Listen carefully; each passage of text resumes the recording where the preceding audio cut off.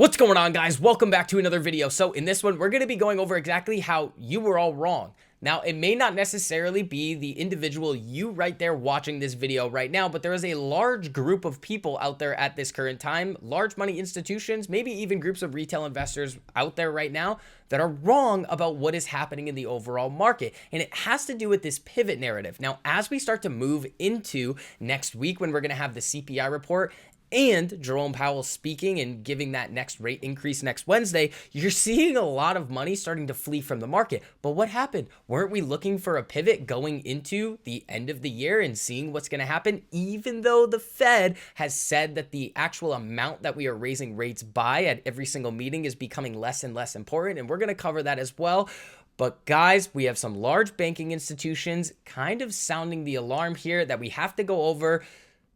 So before we get into all of that information, if you do enjoy the information and analysis that I provide for you guys in these videos, make sure you go down and hit that like button. It costs you nothing to do it, but it really helps us out a whole lot in getting this information out to as many people who want to learn. If you guys do want to see more videos like this, make sure you hit that subscribe button and comment down below if you guys are excited for the release of our platform coming out very, very soon. Also, sorry about the light in here. It's a little bit dark. In the Northeast, it just decides to get really dark super early, and my light is still broken. Sue me. So let's get right into the charts over here and take a look at exactly what happened with the SPY today. It was down about 1.44% on a pretty aggressive red day. Now, we've seen two of these in a row, which is why we're talking about how money is fleeing the market right now. Now, another indication of this is that if you start to look at these 10-year treasury yields right here, as these yields are coming down, and as we're going to talk about a little bit later, when these 10-year treasury yields go down, it means that there is more demand for government bonds. What are government bonds inherently? Well, they're less risky than the United States equity market or the stock market. So we're seeing people start to fly to safety.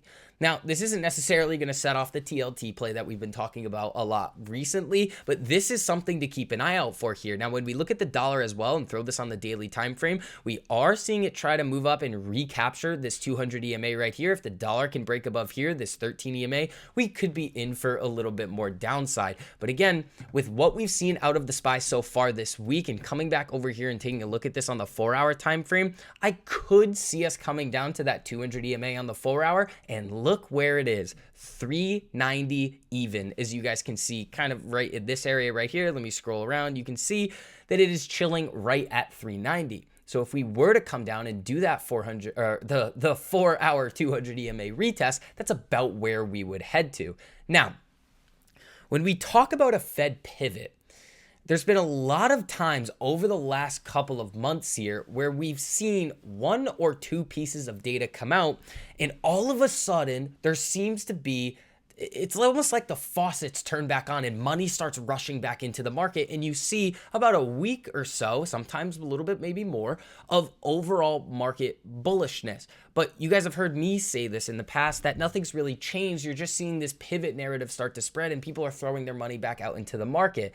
Now, if they were really willing to put their money where their mouth is, and Powell actually pivoting and being more dovish at this next meeting, again, we could still bounce off this 200 EMA on the 4-hour. But if you were really confident and had conviction that everything was perfectly fine in the United States economy, why wouldn't you keep buying this up?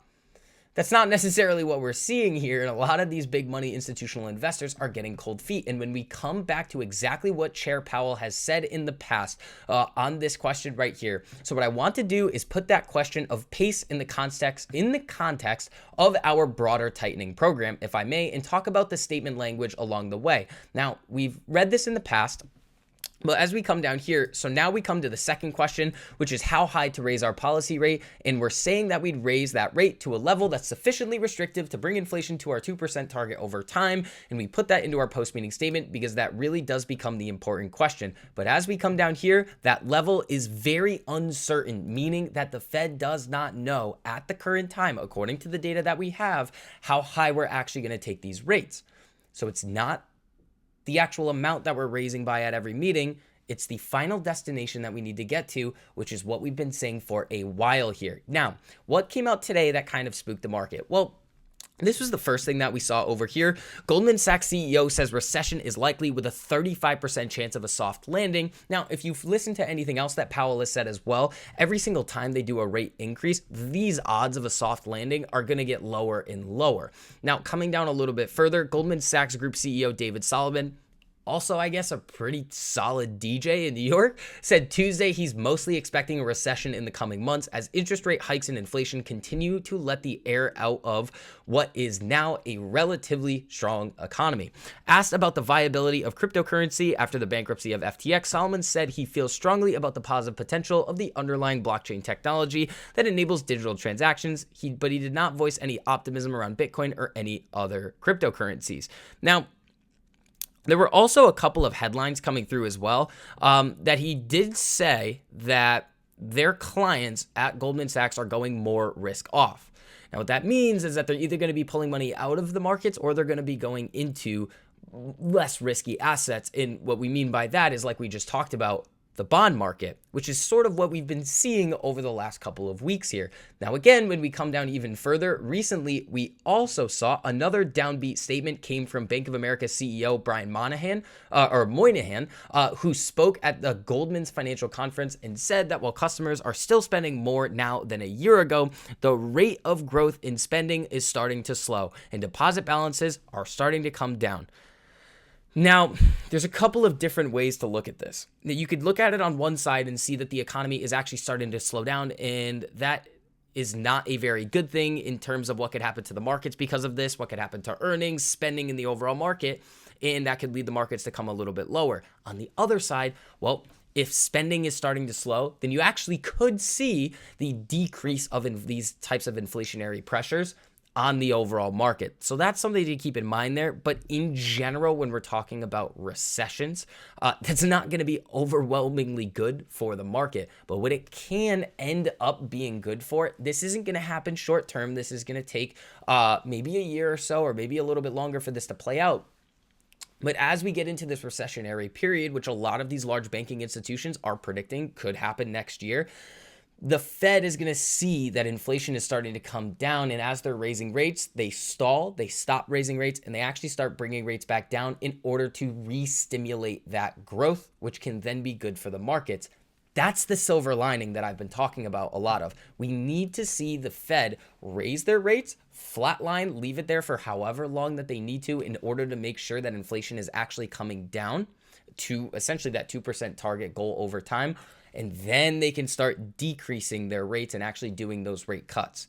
That's what we're looking for in order to see this market have any amount of overwhelming bullishness here. Now, again, when we're going into this December Fed meeting, our current target rate is 375 to 400 basis points. There is now currently a 77% probability that the target rate is going to go to 425 to 450, or a 50 basis point hike, and a 23% probability that we're going to go to 450 or 475 or 450 to 475, which would be a 75 basis point hike. Now, this is all happening next week. We're going to get CPI on Tuesday, and then we're going to be getting this Fed meeting and report the following day on Wednesday. So next week is a really, really, really substantial week for the overall market heading into the end of the year. So buckle up, be prepared for a lot of this volatility that's to come. And essentially, that's going to wrap up this video here, guys. If you did enjoy the information and analysis that I provided for you guys in this one, make sure you go down and hit that like button. It costs you nothing to do it, but it really helps us out a whole lot in getting this information out to as many people who want to learn. But if you do want to see more videos like this, make sure you hit that subscribe button and turn on that notification bell so you're notified every time I post a new video. So I hope you guys are having a great evening, are super pumped for platform coming out very soon. I'll see you guys in the next one. Peace.